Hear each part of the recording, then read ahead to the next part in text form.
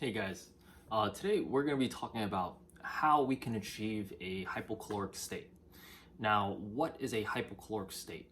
If you are attempting to lose weight, we need to be in what we call a hypocaloric state.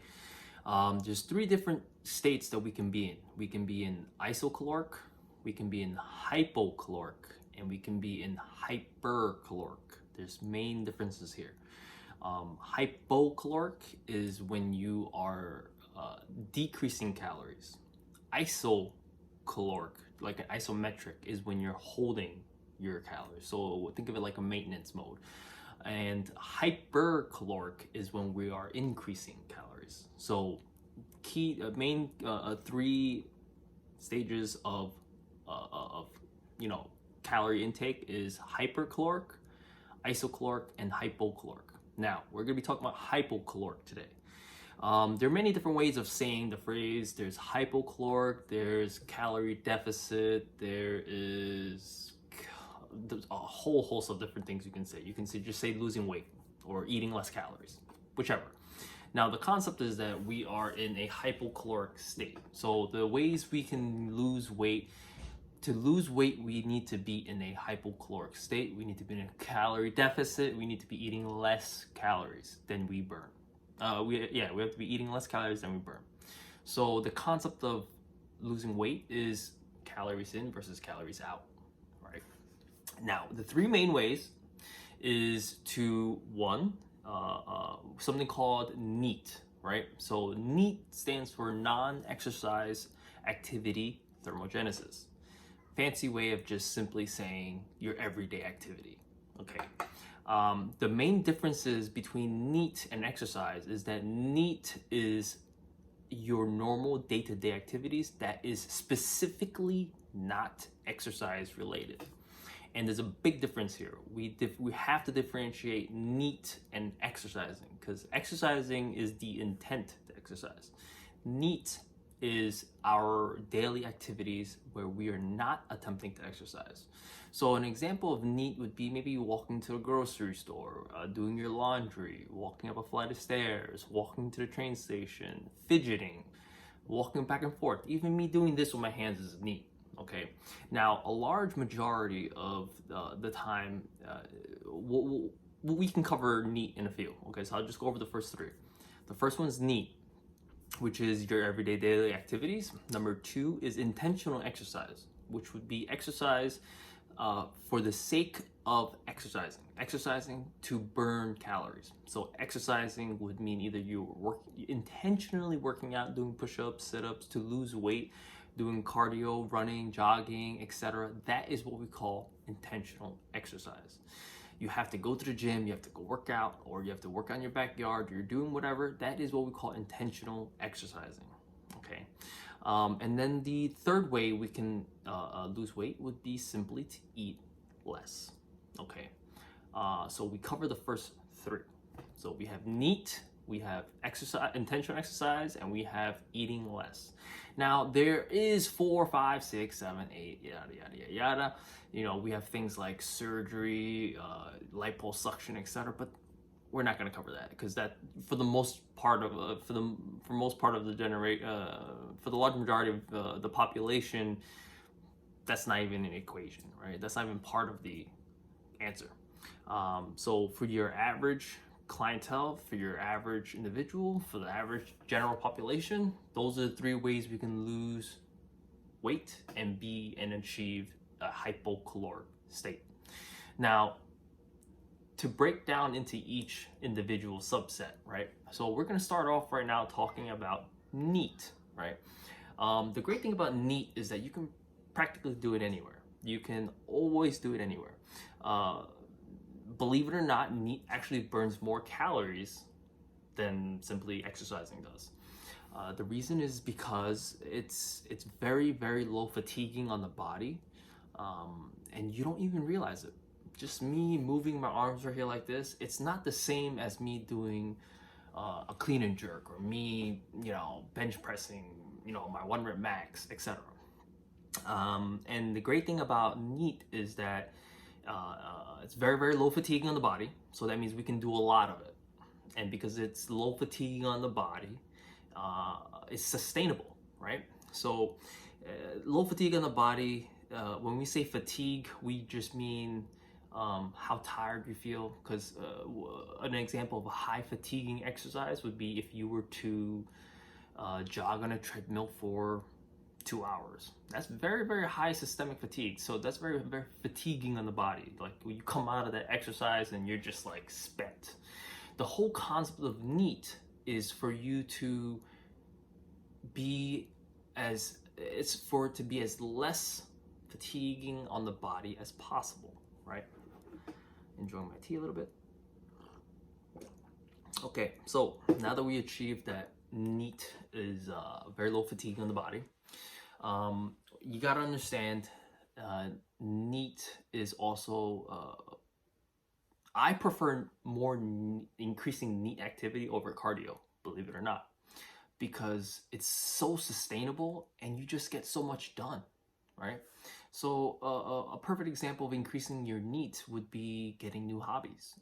Maybe you prefer to bike, or maybe you like to rock climb or something like that. And you can kind of blur the lines there and say that that's, you know, intentional exercise or whatnot.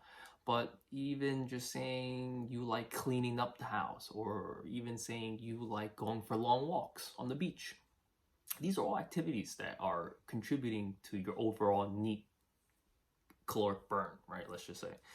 And the great thing about it is that the more you contribute to your NEAT, in theory, the more you're productive. I mean, think about it. If you're going to go buy groceries and you're thinking about doing laundry more, you're cleaning up the house more often, you're cleaning up the backyard, you're cleaning up your house, you're doing this, you're doing that, you're washing your car, I don't know. But walking the dog, these are all contributing factors to your NEAT, right? So by increasing NEAT, we increase our caloric burn, or we increase our caloric expenditure, let's just say. If you want to get more scientific lingo or whatnot, but to each their own, right? So in general, you know, increasing NEAT's very sustainable. You get more out of life, you get more done. You're not mentally taxed for the most part, and you can do for long durations of time. It's very, very easy to walk your dog 2-3 times a day than it is to, and it's very less, it's mentally not taxing as well. Like it's easier to say I need to walk my dog 3 times a day or 2 times a day than it is to say I need to go on a treadmill for 20 minutes. You know, that in itself is golden. I mean, one of the biggest things you want to look for with clients and whatnot is adherence. So most of the time the problem is just getting started. But if you're just walking your dog, it's something you know you need to do. Or if it's doing laundry, you know you need to go to the laundromat and get it done. So that in itself is ideal in the sense where the barrier of entry, the barrier of action is actually very, very low. So there's nothing that stops you from having to say, I don't want to do it, or I can't do it at the time. You know you're going to have to do it sooner or later. End of that. End of story. And it's better than doing an hour of cardio in the gym in terms of productivity. Think about it. If you need to go to the gym and say you need to burn calories, and you go to the gym to do an hour session of just running endlessly, going nowhere, or climbing up a flight of stairs that's infinity and beyond, you know, getting more stuff done around the house is a lot more productive than that. And because it's less fatiguing and not systemically taxing on the body, or mentally and physically, it's generally very, very recommended. Very, very recommended. Now, there are some people who do overdo it, and of course, there's always going to be someone that overdoes it. Usually for the general population, that's not the case, but there are situations where we run into where a client will overdo their NEAT. And let's just say you're a construction worker, or let's just say you're a doctor and you're on your feet for 12 hours a day. It's kind of tough to kind of just tell someone to say, all right, walk more. You know what I mean? So there's a line that needs to be drawn there as well. Okay. But for your general population, that's not the case. And another great thing about NEAT is that if you're working with a client, or if you are a client or whatnot, and we know that you're very sedentary, or you know your client's sedentary, or you know you're sedentary, right? Let's just say you're not part of those groups. And you're already eating less. You're in a caloric deficit, you're in a hypocaloric state, and you know you sit around a lot more than usual. You can increase your NEAT by simply you can increase your calorie burn or caloric expenditure by simply increasing your NEAT. Walk around a little bit more. Walk around, do this, do that more. You can easily lose more calories and burn more calories instead of cutting down on your food intake. So we don't even need to change the plan if you simply just increase your NEAT, right? And it's great. But of course, this is only dependent on if your client is sedentary or if you know you're sedentary. So if you are already active and whatnot, that's a different story. And the great thing about NEAT, of course, is that you can fit it anywhere in your life. If you're at your job, you can, instead of taking the elevator, walk up the flight of stairs. If you're taking the train, get off a stop earlier or get off a stop later, and you can mix and match at this. You get the point, right? For the second equation is increasing exercise quantity. So we're going to be increasing the amount of time, or increasing the amount of exercises, or increasing the amount of reps or sets when you're at the gym. So lifting weights actually doesn't burn a lot of calories per hour versus cardio, believe it or not. Now, the cardio modality, what you choose to do in terms of cardio, is very, very, very important. You can do an hour on a stationary bike and not burn that many calories as opposed to an hour doing a boxing class, or an hour doing a kickboxing class, or even an hour of BJJ and grappling, let's just say. So you really want to weigh out your options there. But we do know lifting does not burn as many calories as cardio does for your average individual. Now, of course, again, there's always an exception, and there are always people who can somehow do it, and hey, more the merrier, right? But in general, NEAT can actually burn more calories than cardio sometimes. It's very, very tough. So I mean, in the field of sports and health science, there's a lot of gray areas, and these are one of those factors. Each individual is different, and for anyone to ever say that there's a black and white line, they're simply just lying to you, or a very, very fundamentalist way of thinking. But in terms of increasing exercise quantity, you either increase more reps, which will help, you increase the number of sets, you increase the number of time for cardio. Let's just say you started off 30 minutes on week 1, 35 minutes on week 2, 40 minutes week 3, so on and so forth. And so, for example, for exercising, it's very, very recommended as a general rule to always incorporate it into it slowly. You don't want to randomly go from 30 minutes on a treadmill to suddenly 60 minutes. Now, there's nothing wrong with it, but if you do, let's just say you're already reaching and you're already kind of fatigued doing 30 minutes, pushing your body to do 60 minutes is only going to increase your risk and chances of injury. You want to be very, very careful when you do something like that. So if you're used to doing 30 minutes, slowly increase either the time or the weight.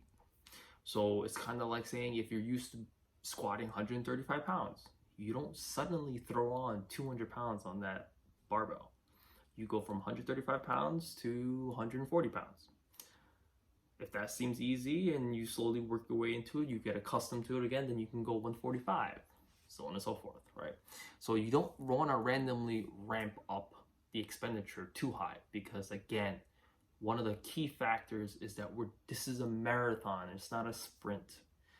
You have to worry about the systemic fatigue on your body. You have to worry about how stressed your body is going to be when your body's going through these sort of exercises, or your goals to burn calories and lose weight or get to your goal weight, right? But in theory, the same concept applies for cardio and NEAT, right? So if you are eating a 2,000 calorie food plan, let's just say, and you are already hungry by the time you're done eating all your calories, and you're still stalling in terms of your weight loss, it might make sense to increase your cardio a little bit more, your intentional exercising or your reps, etc., a little bit more than it is to dial down on the food intake. Because if you, it's always, again, it's the equation, right? We want to make sure we're burning more calories than we're taking in.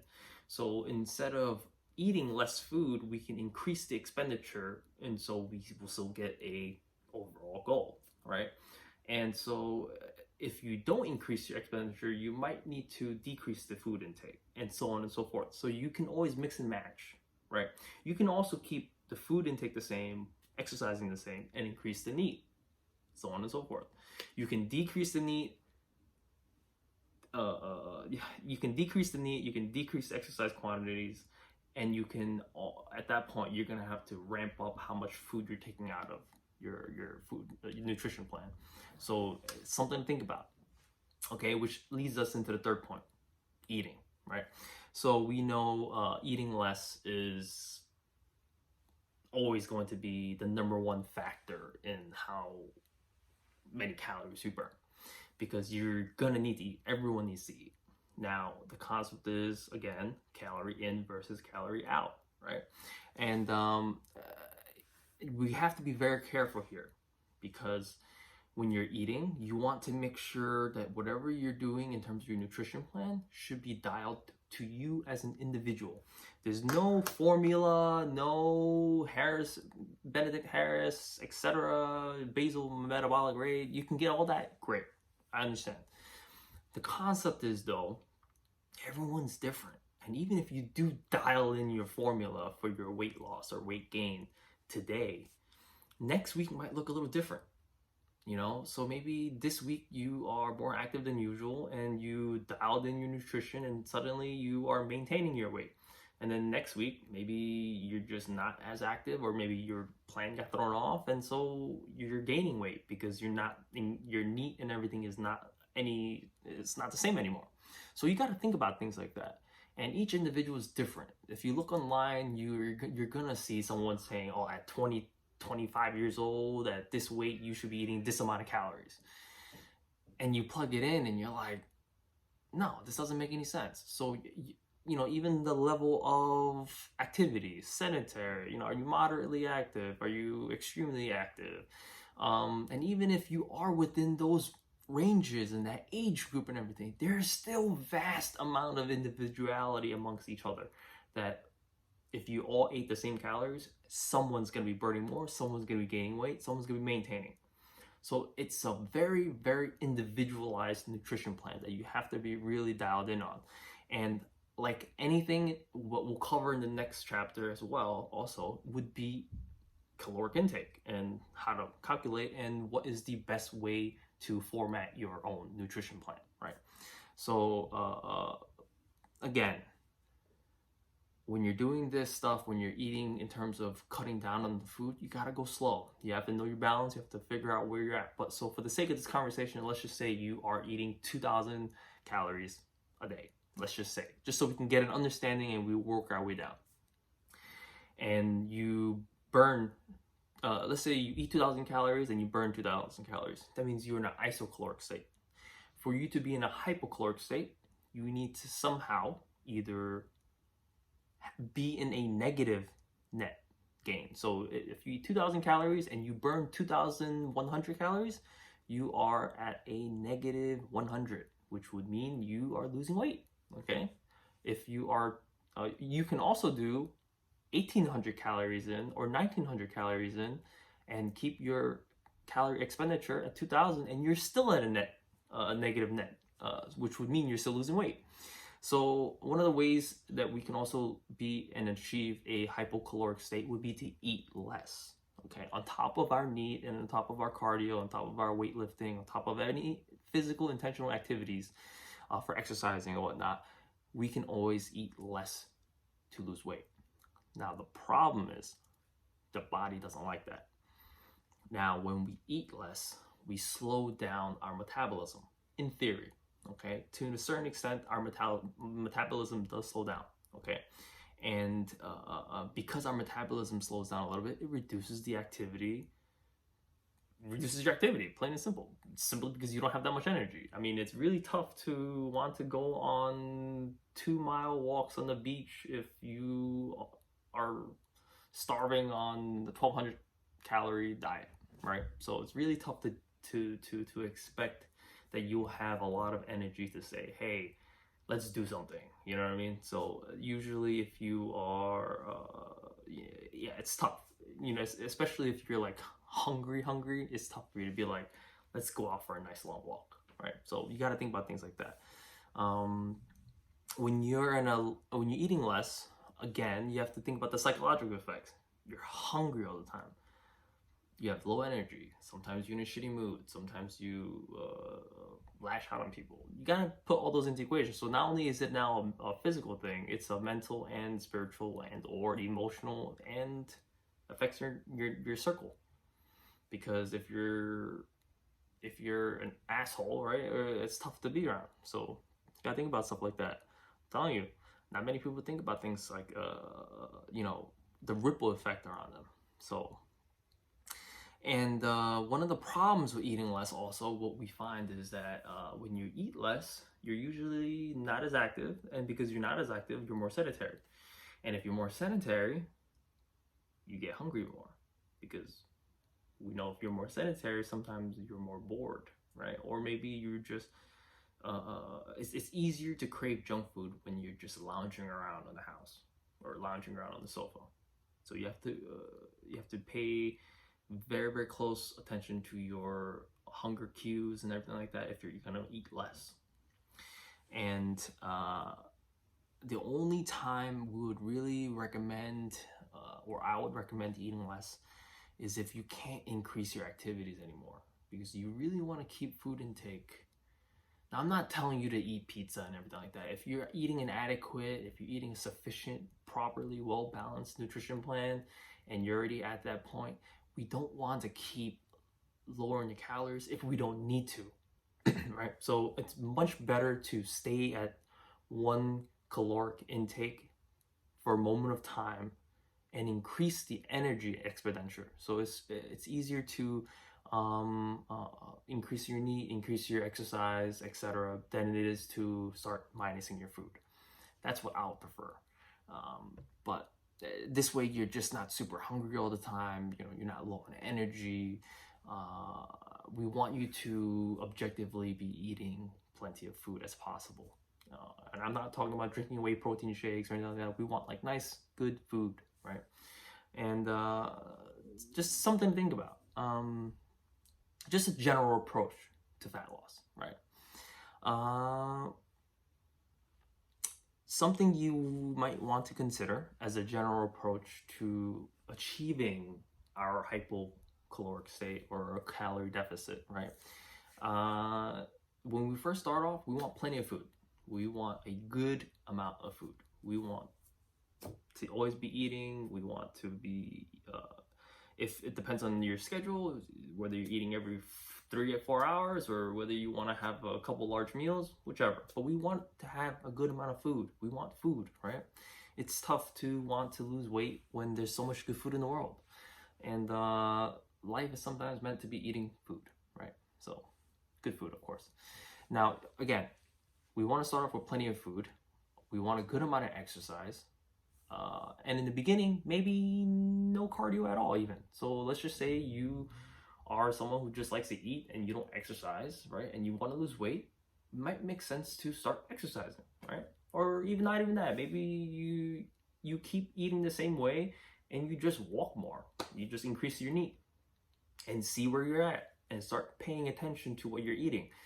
And then from there, you slowly incorporate a couple exercises, and that in itself is already increasing your energy expenditure. The biggest problem you'll find is that a lot of people will suddenly go balls to walls, ham and say, I'm going to be doing this, and they end up going to the gym, try to go to the gym 6 days a week, and you go from 0 days a week to 6 days a week, or you go from 1 day a week to 4 days a week. Where do you go from there, right? So if we want to look at something, you want to pay attention to what we call at progressive overload.